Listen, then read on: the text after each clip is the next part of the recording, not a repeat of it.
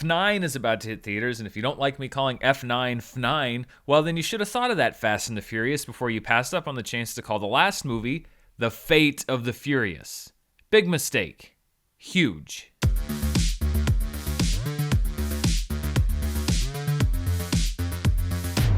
Hello everybody and welcome to my review of F9. I will call it that for the rest of this review, however, I refuse to call it F9 The Fast Saga.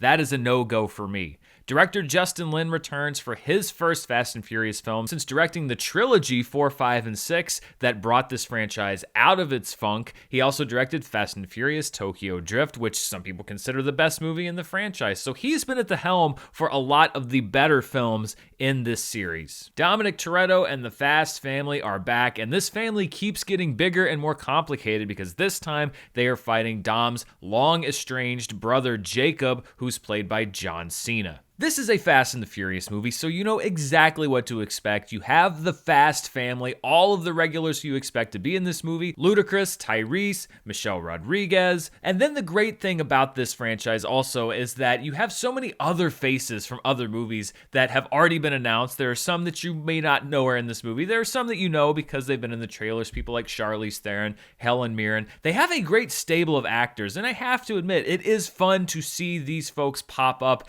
in these movies because they are having a good time. That is obviously what most of the actors involved with this franchise are doing. When you look at this franchise film by film, I think that every Fast and the Furious sequel seems to exist solely to make the previous film seem less ridiculous and more plausible, because they keep one-upping the ridiculous factor of these films. And that is not necessarily a bad thing, or it's not a bad thing in and of itself. I've been very open about the fact that, by and large, the films in this franchise are not for me, and that's not new. It's not something that I'm saying like, oh, I love the old Fast and the Furious ones better. I never really cared for the franchise from the very beginning. There's a few that I liked. I liked Fast 5, I liked Furious 7, and I've liked parts of just about every Fast and the Furious films. I don't think that they're all terrible films, but I think more than ever, this was a big problem with the last movie. This was a big problem with this one as well, is that there seem to be two opposing forces that are pulling at these movies. As each sequel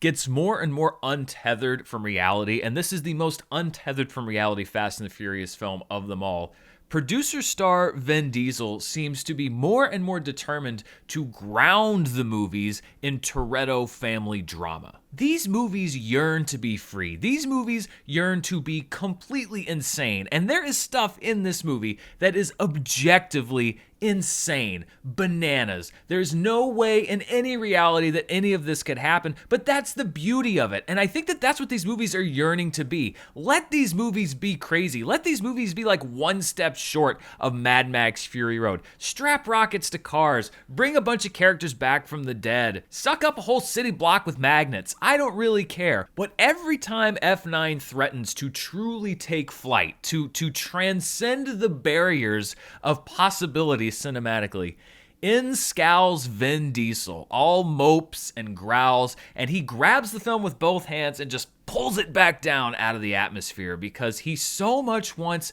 this series to not be about the crazy things that's going on with everybody else. He wants it to be about the drama, the Toretto family drama. And let's be honest, how many people are going to Fast and Furious movies for the plot? This is a franchise that got genuine emotion, that got genuine pathos in the 7th film because there was a real-life tragedy that happened with Paul Walker. And I think that movie handled that beautifully. I really, really do. I love how they handled that character. I love how they handled the transition. I think they did the best they could do given the impossible situation that they were in.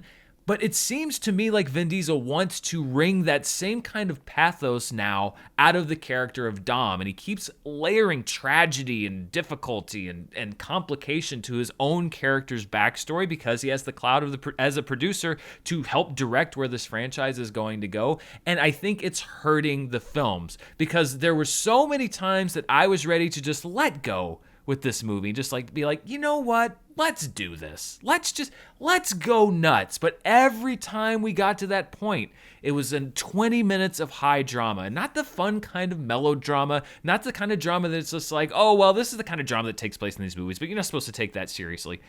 Vin Diesel takes these movies deadly seriously. And these are movies that cannot survive if they're being taken as seriously as Vin Diesel takes them. It's just such a bummer when you're having a blast and things are flying around, and then for 15 minutes you have to sit with Vin Diesel with his one angry face talking about his brother. It's just, It not only makes the movies overlong and overly complicated, it also makes them way too messy. And, people look at movies different ways, and food analogies generally tend to work.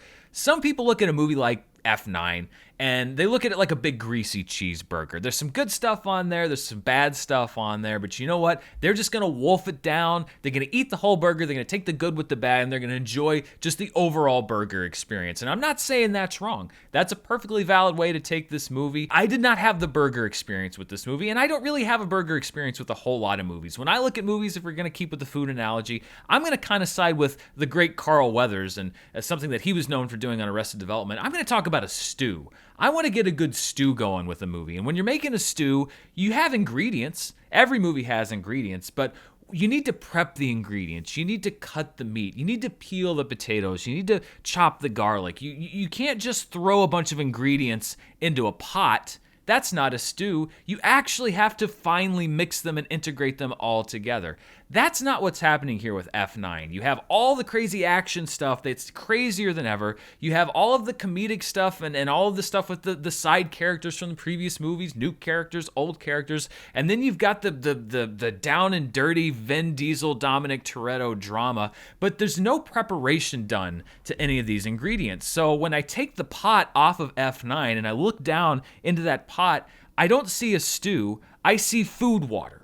That's what I see when I look at F9. I see a bunch of unprepared ingredients just kind of mushed together and floating in a boiling pot of water, and it's not a very appetizing stew, not to me. The person next to me, if they want to eat the burger, that's great, eat the burger. I'm looking at a pretty bad stew. You probably already know if you're going to like this movie or not, because it is no more or less, especially than the last 3 Fast and Furious films have been. They just keep escalating. If you thought that they were untethered from reality before, they are twice as untethered from reality this time, but there's a certain delight in it. There's a certain kind of childhood flashback thing of just like, I'm going to do whatever I want. I'm going to let my imagination go wild. And that was actually the stuff that I minded the least, because that is escapist entertainment, and there's a great place, especially right now, for escapist entertainment. But you can't escape from the other stuff in this movie, and I did not buy into anything having to do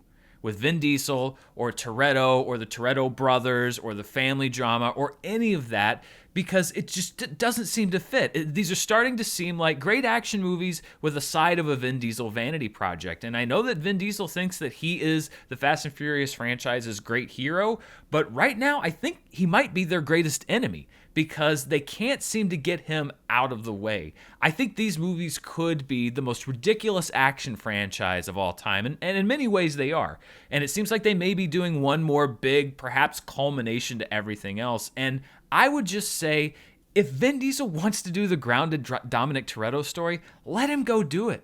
Let him do a Hobbs and Shaw. Let him go make his own side project. If he still wants to be involved in the Fast and Furious films, then he can be. But leave that stuff over here and let these movies be as insane as they want to be, because that's really what stood in my way. I was on board with all the crazy stuff, even though I rolled my eyes. There was a lot of times that I was rolling my eyes and smiling at the same time. And if that had been the whole movie, then I probably would have said, like, you know what, this movie is stupid. It is so dumb, but you're probably going to enjoy it, and I enjoyed it to an extent. However, it's such a muddled mess with all of the other stuff that's in there that it really tamped down what enjoyment I did have for this film. So if you love the Toretto family drama, if you are invested in the storyline and the plot, there is a lot of that in this movie, then you'll probably like that part. If you like the action is insane, less believable than ever, more insane than ever. You're either going to go with it or you're not going to go with it. I think you're going to get a big spectrum of reactions to this film. I think you're going to have a lot of people that are saying this was the best Fast and Furious ever. It's probably the people that like both the Toretto family drama and the action.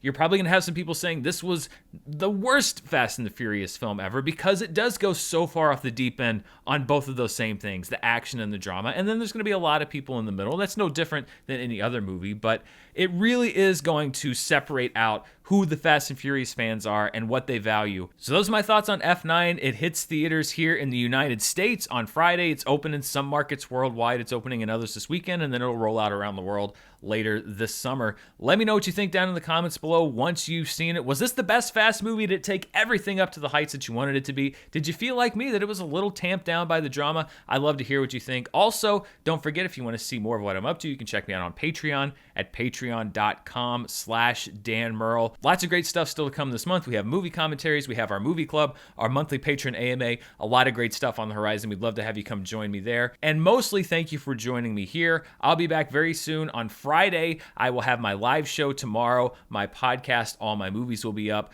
We will be covering The Rock, one of my favorite action movies from just a few years ago, about 25 years ago. It predates even the Fast and Furious franchise. They did make action movies before Fast and Furious, believe it or not. So we'd love to have you join me for that. Thank you so much for watching. Stay safe, and I'll see you next time.